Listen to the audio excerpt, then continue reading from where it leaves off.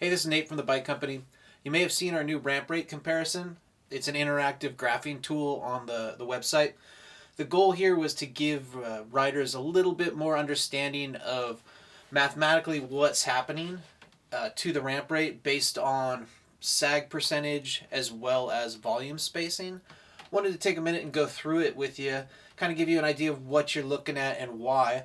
It's a little different than maybe some of the stuff you've seen on ramp rate before. We're not going to do anything about replacing spacers in this. We've done that before. It's pretty easy. You've seen how to do it.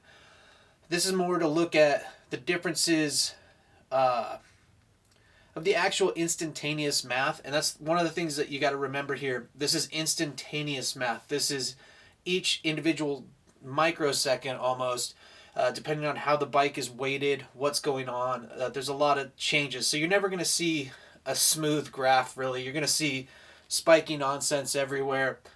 It's a little bit more to interpret than just simply, hey, here's our real smooth graph. Look at how cool this is. So with this interactive graphing chart, it's a Google sheet, so it works best on computers. It's a little iffy on mobile stuff. What you've got the ability to set a generalized rider weight. These numbers are based on a Fox 38 170 millimeter travel fork. It's precise enough that these numbers are accurate. It's not so precise that you're reverse engineering anything here, like, oh, this is where I should go with my sag. What we've done is we've used Fox and Yeti's algorithm to determine essentially from a rider weight to a baseline starting PSI. And then from the baseline starting PSI, this is actually where ours differs a little bit, and I think a lot of people don't understand this, which is why it was important to us. The way an air spring works is the pressure in the vessel pushes on the piston. The size of the piston determines how much pressure it takes to support any given weight.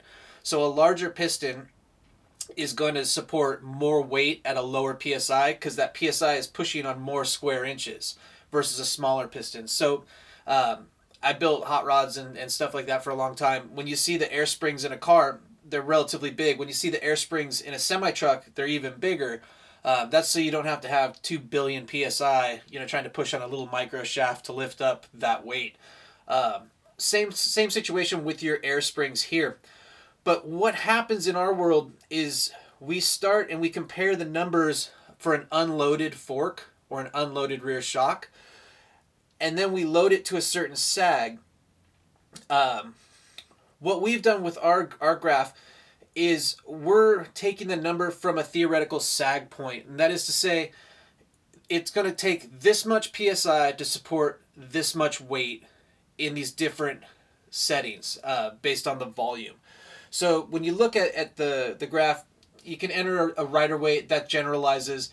The way it runs through is it actually goes to an 18% sag with 2 volume spacers and produces a number that's loaded onto that air piston. From there, we take that number, in this case it's 104.8, and we compare that. If we want to compare the 15% sag, we take that 104.8 and we move it to the 15%. And if we want to compare it to the 20% or a little more plush, we go down to the 20%. So you're going to see the same number roll through all of these at sag. And that's really the point we're trying to make here, is that number there, it's not what we set per se, but that's the number that's changing all of this. So sometimes when you see the graphs and they, okay, well, I started at 88 pounds, then I went to 92 pounds. Well, it's harder to visualize that crossover point to where what's really happening. And we want to show you how drastically, or not drastically, depending on what you're doing, some of these changes can be. So to start out with, I put 175 pounds.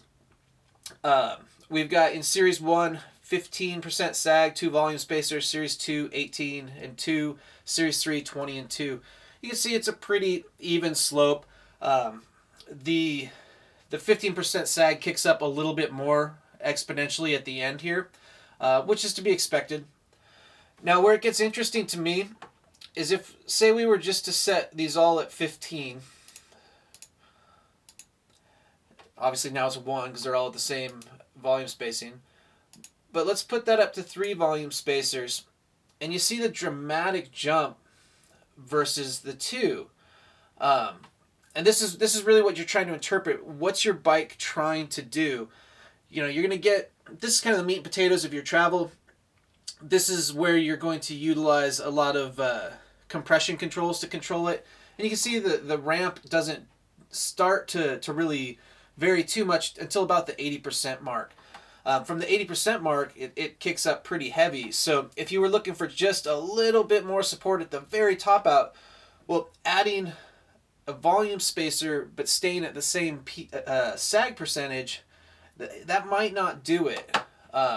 Versus if you were to say, go to, I want a little bit more on the bottom out, the last 20% of my suspension, but maybe I want to parallel as close as I can down here in the meat and potatoes in that 20 to 60% range. You can start looking at, well, if I change it to 18% with 2 volume spacers, now I'm paralleling, I'm just kicking up just a little bit here at the end. If I go to 3 volume spacers, I start to come back up towards the 15 with 3. What if I were to do 20%? Well, now I kick back down a little bit, and I've actually got it. It's a little bit more plush in the low bit of travel, where you could use some compression controls.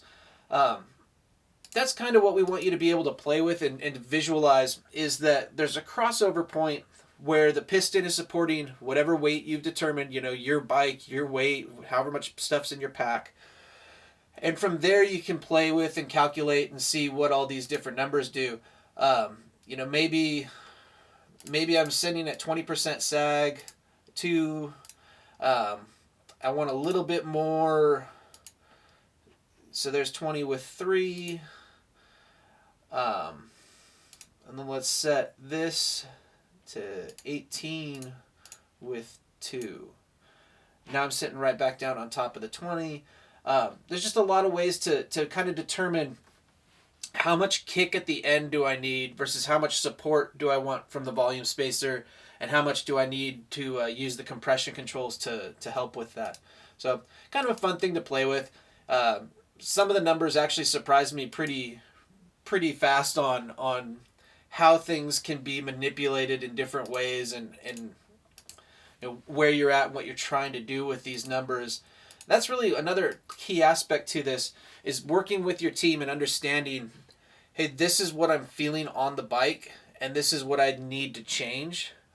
It can be a little difficult. You can get in the weeds. You start, if you meant to only jump, between the orange and blue line, and all of a sudden you're up at this gray line, well, you're not going to use full travel, and you're going to, actually through the guts of it, you're probably not going to notice it until you're not using full travel. So when we've gone to, 2 extra volume spacers per se, versus if we had gone a little bit less on the sag, a little bit less on the volume spacer, now I'm sitting right on top, maybe I just got a little bit more kick. Anyway, that's kind of what we're trying to show people, is that basic piston weight, and then going from there on your ramp, so you can have a mathematical understanding of what you're looking at. Now, this is a little different than, say, your tire ramp rate, which we'll get into down the line. Tire ramp, because the tire can change shape, therefore essentially the air piston, what's supporting that weight, changes shape. It's not as easy. It's not a singular comparison. We're not stretching the pressure vessel here. We're simply adding more PSI onto a set piston, which also isn't changing shape. When you come to tires and tire ramp and being able to control that with sidewall technology and whatnot, we've got the oval that your tire sits on. As that loads, it'll actually get larger, and it's going to compress the air. So it's got 2 variables now, which makes it a little bit more difficult. So people who are really trying to kind of aim you at, hey, here's how your tire's ramping, it's a pretty difficult set of numbers, and there's some different ways to look at that. It's important, and damping that ramp and using the sidewalls for additional support is becoming more and more important and popular. But that's a different thing for a different day. So basically, we hope you were able to get some information off this, go play with it on BikeCo.com. Check it out. Move it around. Again, this is for a 38 170 fork, but the concept works across any air suspension. Is X weight to support, or X PSI supports, X weight versus the numbers when we measure it, and that's unloaded. So it's a little bit harder to compare those numbers because they're not actually real world comparisons per se.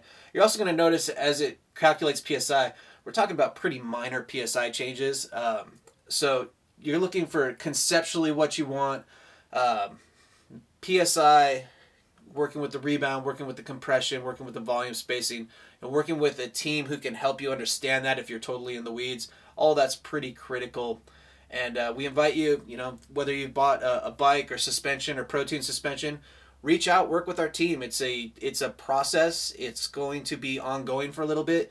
A lot of riders, when they first get on a bike that's properly set up, will actually get much faster very quickly. So they're actually going to be changing their setups more quickly than maybe an advanced rider who has kind of a similar pace and doesn't have all that jump of range where that setting might stay kind of for a while, kind of static. The newer rider who's making those big gains may end up changing some of this stuff much quicker. So understanding it may be more important. So we invite you to check it out on BikeCo.com, and we look forward to working with you guys on some different videos in the next few weeks. Have a good day.